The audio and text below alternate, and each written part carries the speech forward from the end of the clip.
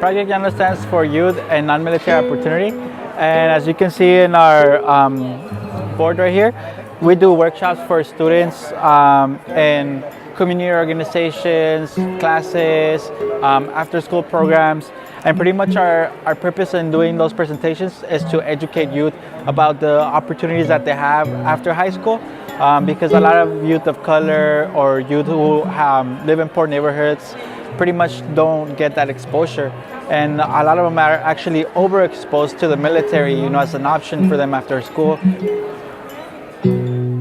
My name is Maria Triplet. I am 17. I'm a senior and I go to Conference Preparatory Academy. I've been contacted by the Navy via mail and the Army from mail too. And I was kind of surprised because of my age that I was getting it, or kind of wondered how they even got my information. Okay, my name is Cheyenne Brown. I attend Lincoln High School. I'm a senior, 12th grade. Well, I've been contacted by a recruiter because I was in ROTC, well, JROTC at Lincoln. And so we always had recruiters come all the time. And so but they tell us that their job isn't to force us to go into it, that they're just here to let us know what options they have. I am Josué Rendon. I attend to Diego Springs Academy, and I'm 15. I want to join the military because I feel that I won't make it in the regular college, because I feel that I get distracted easily. Hi, my name is Jesus Albiter, and I'm from Lincoln High School, and I'm a senior. I have been approached by an officer, and it was in my ROTC class, and they start off by saying we don't want you to join the military. They just want to show that you could join it. And at first, my freshman year, I was really into it because they would say what you could get was money, and then other benefits. And I ended up changing my mind after a while, because I got involved in Mecha and Escuelita, and they were showing me I wouldn't say negative, but they would show parts of it that they wouldn't advertise, and show people the reality, and that helped me change my mind a lot more.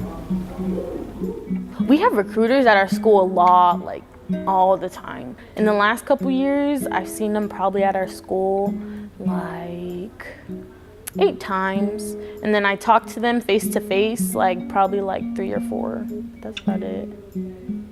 I have not been approached by a military recruiter before, but many of my friends have.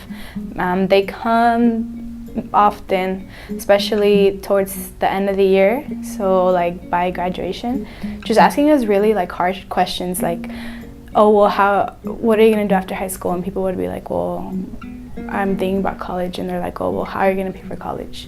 And stuff like that. So today we're here on behalf of Project YANO, the Project on Youth and Non-Military Opportunities.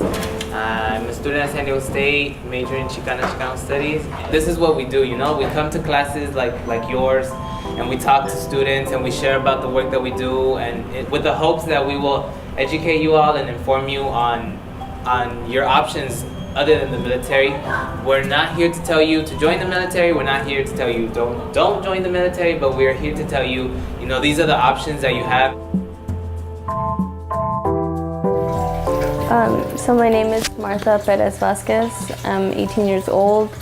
I went to Sweetwater High School. I graduated in the class of 2015. I think I was a junior when I first heard of Project YANO.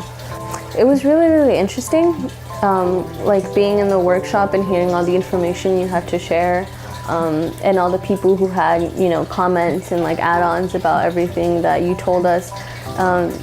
Being a student who had been approached, because a lot of it, I just, I could, I knew, it was a lie, and I was really surprised and really shocked at, the free education thing that they tell everyone about, but it's not necessarily true. I didn't know that.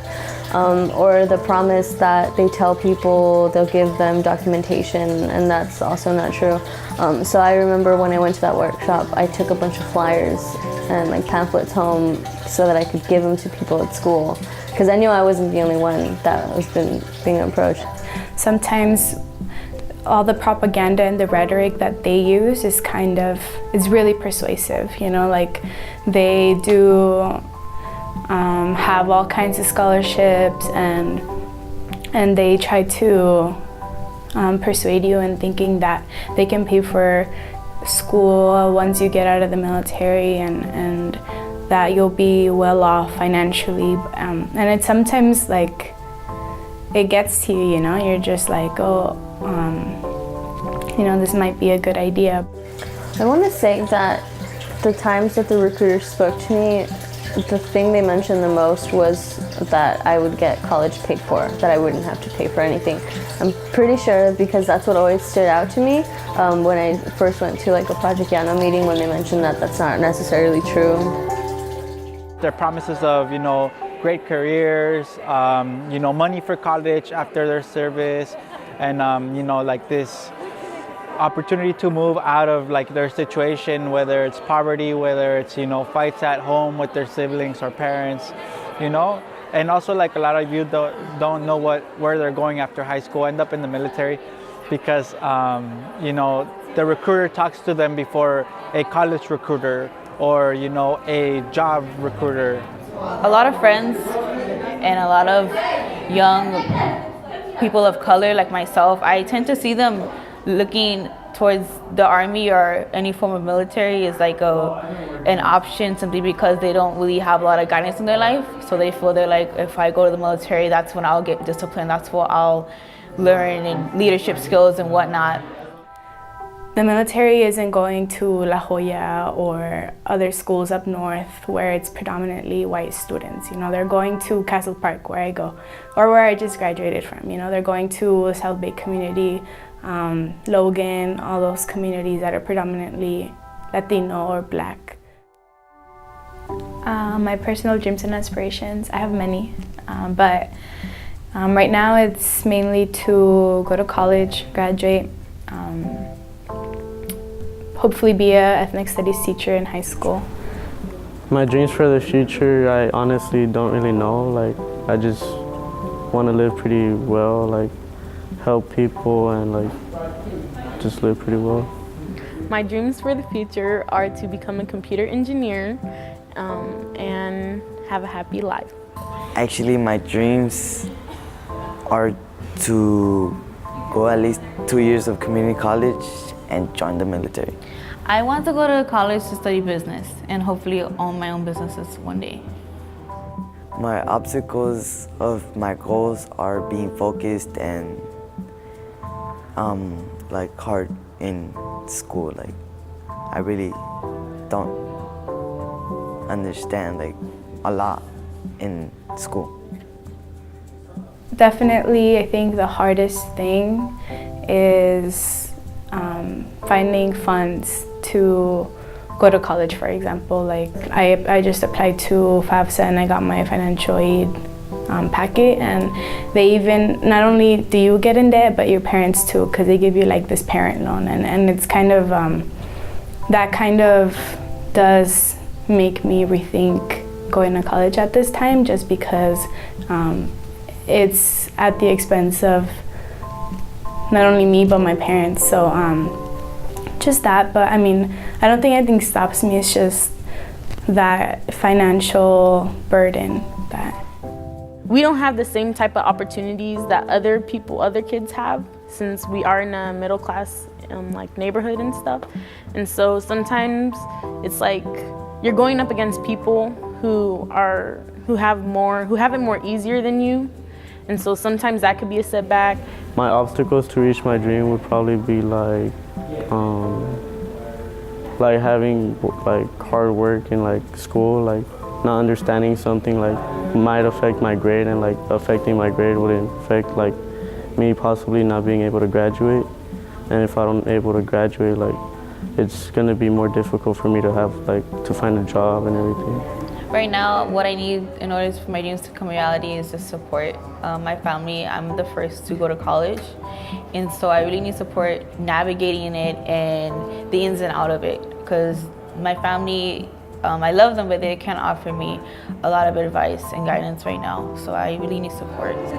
We're trying to give young people things to think about before they make that major commitment in their life. So our purpose is to provide youths with the information to make, a conscious decision about joining the military or their future in terms of like their career opportunities, and for them to know that there are other options out there in order to have a better life. Save the people, save the people, save the people, save us all.